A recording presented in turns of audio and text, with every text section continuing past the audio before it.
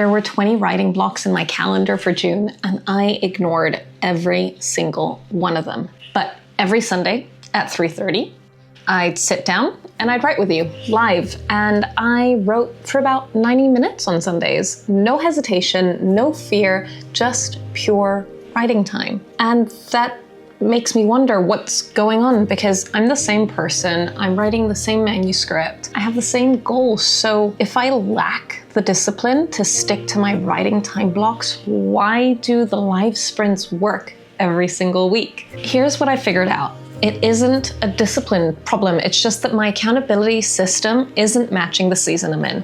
And maybe you're experiencing the same thing too. So by the end of this video, I'm going to share a grid that's going to show you exactly where your system is failing you and what you could reach for instead. Reaching for support in a depleted season isn't weakness, it's wisdom. If you've ever abandoned a habit tracker or a writing schedule or a word count goal and quietly concluded that the problem was you, this video is for you. The advice is everywhere. Find a system and be consistent with it. Pick your method, create your ideal routine, and stick with it. Protect your writing time. Show up every single day. Yeah, but that advice fails almost everyone at one point or another, because it assumes that you're the same person in March that you are in September, or that you were last year. This past creative season, the best way for me to get my butt in the chair and write was to run experiments. And I was committed to the experiments because I'm committed to the channel, so I was committed to the writing. That's kind of convoluted though. Any other time I set aside for writing just got swallowed up by every other part of my life, which left me wondering why. Like, why does the same person show up for what they want sometimes but not others? And in this case, this isn't the story that was pushing me out, because the proof is that I feel it itching to get out of me all the time. And when I do sit down to write, words kind of flow relatively freely. So I turn to the experts, to behavioral psychology, to self-determination theory, and to the actual science behind motivation and of why accountability works. And next week, I'm going to be putting 4 of these methods to the test, but that's next week. Today is the map. Every accountability method that exists sits somewhere on this line. On one end, you've got internal, the accountability that comes from inside you. Your values, your identity, your own motivation, and the joy of the thing itself. On the other end, you've got the external. It comes from the outside. Deadlines, audiences, other people, and consequences are all on this side. Neither end is better. Now read that again, because we've all absorbed the idea that internal discipline is the noble one, and that needing external structure means that you're not a real writer or an artist or creative or whatever else that means, and that the love of the craft alone should carry you. And yeah, we live in a world that's skewed our senses of success towards external validation, which is just ironic. You have to be internally motivated, but externally validated? Like, what's up with that? None of that makes internal methods of motivation the only acceptable form of accountability. The research agrees. It says that these things are just different sources of fuel for you. A quick distinction before we go any further, because these two things get tangled up all the time. Motivation is the fuel, the wanting, and accountability is the scaffolding, the structure that makes skipping cost you something, whatever that might be. Most advice only ever really hands you one or the other, and every method on this map either draws on one or the other or both. So just keep that in mind. So quick test. Think about the last time you actually finished something. Was anyone watching? Was anyone waiting for it? And had you told someone that you were doing it and then you didn't want to back down on that? If yes, you were running on external fuel. And there is absolutely nothing wrong with that. Right now, I'm totally with you. The calendar blocks keep failing because the only person I'm letting down is myself. And my priorities are so all over the place that I've become okay with that. But if the idea of being watched stresses you out more than it helps, then maybe external isn't for you for this season. So find yourself somewhere on this line, on this spectrum. You got it? You know where you are? Are you sure? Because here's the problem. If it was that simple, I'd be done. This video would be over. And I know I'm externally driven right now, so a publicly committed deadline should work.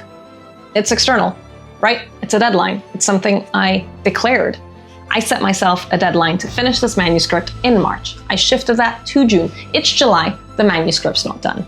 So what happened? Something is missing from this whole picture. So hold that thought, Hold that feeling. We're gonna get right back to it. But first, let's go through some of the basic accountability methods. On the internal side, you've got identity-based habits. This is James Clear's big idea. Every writing session is a vote for I am a writer. The behavior becomes part of who you are, and identity is the most durable motivation that there is. This is the method that every productivity video worships, and it's a great approach. It's fantastic. It's worked for me. It's probably worked for you sometimes. Then from self-determination theory, you get values anchoring. Motivation holds when the goal is tied to what you, specifically you, value, not an algorithm or a leaderboard or somebody else, but rather what you value. It's when your why is so strong that it overtakes the fear and the hesitation, and no one has to make you do it. You just do it because you value it and you want to. Next, we have self-imposed deadlines. And this is a sneaky one because it feels external because, there's a date, there's a pressure, there's a deadline, there's a finish line, all of that is out there. But the closer you look, the more you see that you're both the prisoner and the guard. Cialdini's research says that chosen commitments bind harder than imposed ones. And so this structure should work. And again, it does sometimes. Then on this side, on the external side, we have things like public commitment. The consistency principle says that once we make a promise that other people can see, backing out costs us something. My streams are kind of form of this. So was my deadline. I told you that I'd finish this book live, and now quietly quitting or giving up on the streams would have some sort of price for me. I'm not planning on doing that. Don't worry, the streams aren't going anywhere. They're going to be there every Sunday until I finish this book. Maybe with some exceptions if life happens, I don't know. Then on the external side, we also have rewards and punishments, carrots and sticks, but I'm saving those because one of them I'm going to be testing next week, and the other one I wouldn't touch with a stick. So these methods work, they really do, until they don't. And this season, most of them didn't work for me, and here's why. Every method I gave you shares one hidden assumption, that you have fuel in the tank. Now let's add a vertical axis to this. That's your capacity. It's how much you can actually generate yourself right now, this season, this month, this session. And what works for you for a given project at a given time shifts. The methods that carried you in January can fail you completely in July, and it doesn't mean you got weaker. It just means that your capacity changed from high to low, and your system just didn't change. Identity, values, self-set deadlines, those live up here. High capacity tools. They're brilliant when your cup is full. They're absolutely fantastic, and they tend to fail when you're running on empty because they all require you to generate the structure. My June deadline didn't fail because I'm undisciplined. It failed because I aimed a high capacity tool at a low capacity season. And with my caregiving responsibilities, with just everything going on, with my grief this season, my expectations and my actual ability were completely mismatched. Absolutely mad. So what lives down here in the low capacity rows? These are the tools that nobody really brags about. We've got self-compassion. This is the one that has the most counterintuitive science we're going to touch today. Kristen Neff's research says that self-criticism after a missed day activates your stress response and makes you less likely to come back. Kindness instead brings you back to the desk. So being gentle with yourself isn't really lowering the bar, it's just keeping the bar within reach. Then you've got tiny commitments, saying that one sentence counts.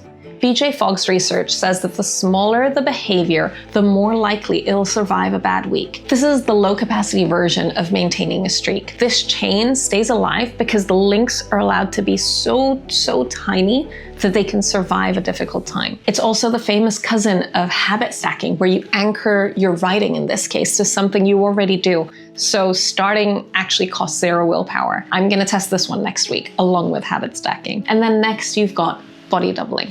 Working alongside someone else, whether that's in a room, on a call, on a stream, you borrow structure from the presence of someone else instead of generating it all on your own. The research says that it targets the single hardest moment for a depleted brain: starting. This might be the purest bridge tool there is between high and low capacity, and I've only ever tried it through live streams online and on YouTube. So next week I'm going to be trying this in person. But then you also have financial stakes. This is one of my least favorite things on this list, but other people swear by it. Put money on the line and forfeit it or donate it if you fail. It runs on loss aversion. Researchers found that losses hurt disproportionately more than how good gains feel. It works, and it also is a punishment mechanism. And research on self-punishment says that for people like me, for example, it backfires and it feeds a shame spiral. So this is one that goes on the grid, it belongs here. Some people swear by it, but I'm not going to be touching it. I don't agree with any sort of negative reinforcement methods, and this would be one of them. So that's the grid. Where the accountability comes from, whether it's internal or external, and whether it matches your actual capacity. So match the tool you choose to both, and then discipline stops being a character judgment and starts being something that you playfully solve. Here's what I can't tell you yet.